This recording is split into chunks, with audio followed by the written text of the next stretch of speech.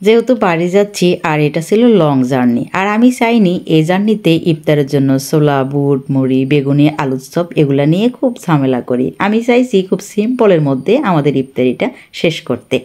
Hello, আসসালামু আলাইকুম। আপনারা সবাই কেমন আছেন? আমি আলহামদুলিল্লাহ অনেক বেশি ভালো আছি।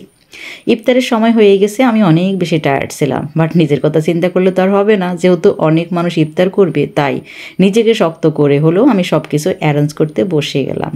এখনকার সময়ে দেখা যায় লঞ্চের সার্ভিসগুলো খুবই বাজে থাকে। কেন এরকম হয়েছে আর কেনই বা এরকম হয় আসলে আমার কিচ্ছু জানা নেই।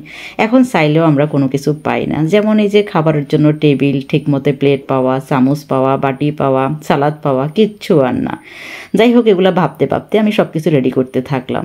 প্রথমেই আমি আমার খাবারের বক্সগুলো খুলে দিলাম। যেহেতু প্রচুর পরিমাণে গরম ছিল, আমি চাইছি যেন এগুলা গরম হাওয়াটা বের হয়ে যায়। তারপর আমাদের ইফতারের পর্বটা শেষ হয়ে গেল, আর তারপরে আমাদের লঞ্চের এই চা তো খেতেই হবে। এটা আমরা আসলে মিস করি, এটা এক প্রকার নেশা।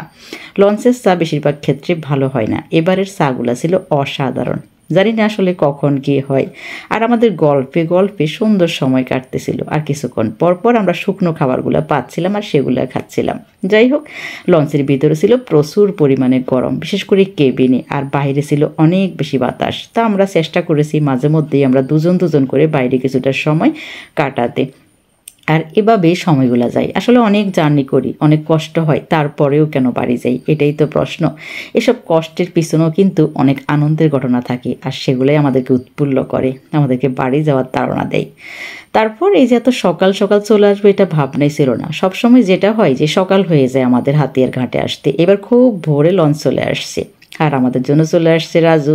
রাজু থাকলে আমাদের কোনো প্যারা নিতে হয় না, কোনো টেনশন নিতে হয় না। আমরা কয়টা ব্যাগ নিয়ে আসছি, কয়টা ব্যাগ গাড়িতে উঠবে, কয়টা ব্যাগ যাবে, আমরা কে কোথায় বসবো, আমাদের জন্য কয়টা গাড়ি লাগবে, সব কিছু ম্যানেজ করবে। ও থাকলে আমাদের এত ভাবনার কিছুই নেই। একজন ভরসা করার মতো তো মানুষ থাকা লাগে, তাই না? আর এই যে সিএনজিওয়ালা মামা, এরা সবসময় আমাদেরকে আনা নেওয়া করে, আর এরা জানে যে আমাদের জন্য কোনটা উপযুক্ত আর কোনটা উপযুক্ত না। জাস্ট আমরা চুপচাপ বসে থাকলেই হয়।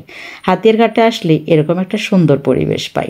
যাই হোক, এটা ছিল লঞ্চের ঘাটের অবস্থা। তারপর বাড়ি ফেরা। রাস্তাঘাটগুলো দেখলেই যেন খুব নতুন নতুন লাগে, আর আপন আপন মনে হয়। প্রতিবারই এই রাস্তা দিয়ে যাই, চিরচেনা এই পথ, তারপরও কেন জানি মনে হয় যেন নতুনভাবে সাজানো, যেন অন্যরকমভাবে দেখছি, আরও বেশি সুন্দর লাগতেছে। আর সকালটা ছিল এত সুন্দর, মনে হয় যেন ঠিক শীতের সকাল। এত বেশি কুয়াশা ছিল, আমি তো পুরা অবাক হয়ে গিয়েছি। এখন কি শীতকাল চলতেছে হাতিয়াতে? জানি না আসলে কি হবে দিনের বেলা, খুব গরম পড়বে নাকি খুব শীত পড়বে। আমরা তো কোনো শীতের কাপড় নিয়ে আসিনি, তাহলে কি হবে দেখা যাক, পরের পর্বতে আপনাদের সাথে শেয়ার করব। আর এরকম পার হতে হতেই আমরা আমাদের এলাকার দিকেই চলে যাচ্ছি, আর এই রাস্তাগুলো যেন দিন দিন সুন্দর হয়ে যাচ্ছে। আমাদের বাড়ির রাস্তাগুলো মাশাআল্লাহ এখন অনেক ভালো, আমরা খুব দ্রুত বাড়ি যেতে পারি, খুব আরামেই যেতে পারি। এটা আমাদের চিরচেনার সেই ভৈরব বাজার। আর বাজারের অবস্থা তো দেখতেই পাচ্ছেন, তার মানে আমরা কত ভোরে চলে আসছি। সবসময় দেখি যে এই দোকানগুলো ওপেন থাকে, আর তখনই আমরা বাড়ি যাই। আর এই ফার্স্ট দেখলাম যে দোকানগুলো সব বন্ধ, আর তখন আমরা বাড়ি যাচ্ছি। আর এই হলো আমাদের বাড়ির দরজা। দেখলেই না কি মায়া লাগে। এই বাড়ি, এই ঘর ছেড়ে আমরা কোথায় থাকি, কীভাবে আমাদের সময়গুলো যায়, আমরা কি খুব ভালো থাকি? যাই হোক, বাড়িতে চলে আসছি। বাড়ির ভিডিওগুলো আপনাদের সাথে আস্তে আস্তে শেয়ার করব। সে পর্যন্ত সাথে থাকবেন, আমাদের জন্য দোয়া করবেন। অনেক অনেক দোয়া আমার জন্য, আমার পেজের জন্য। Thank you so much.